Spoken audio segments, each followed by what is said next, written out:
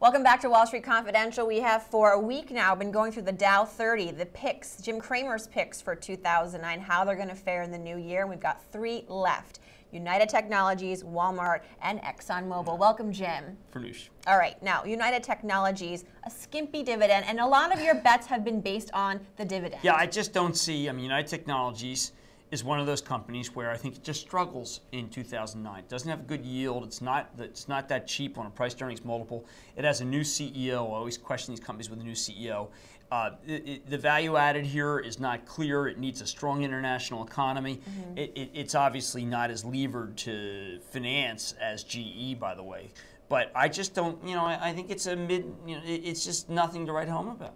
UTEX is not, can't have every stock in the Dow. Yeah, I was going to say, because by now I've heard a lot of positive from the Dow. No, I don't have anything that positive about United Technologies. Walmart, we got some disappointing news recently, but how about for the whole year? That was grave overreaction to. I mean, one of the things that happened, and people really lost sight of this in the media, every retailer was down in terms of sales, except for Walmart.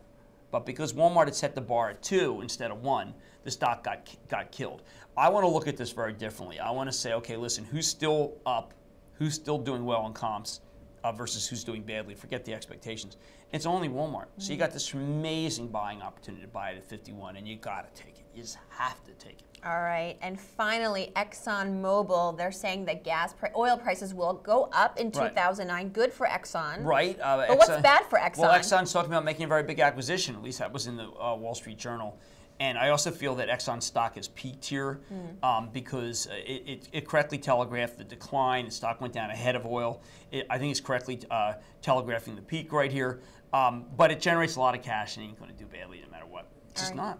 And Jim, just for viewers, because now we rounded out the entire Dow 30, what's your basic thesis for 09 when you're approaching these blue chips? We had some cyclical stocks, but really, you're trying to make 5-6% before dividend. Okay. And, it's funny because I'm a stock guy, but I can get 5-6% in municipal bonds risk-free. So, I mean, one of the things that I'm always asked about in today's show, well, Jim, aren't you changing your view about the 3 or 5 year? No. In the end, these stocks over time can go up, but in the interim, why would you risk it unless you have the high yielders? Right. Why, the high yielders are competitive against municipal bonds. The others are not. So 2009 year for yields. Yes. Okay. That is our look at Dow 30 in 2009. Thanks so much, Jim. Thank you. This is Wall Street Confidential. Stay tuned.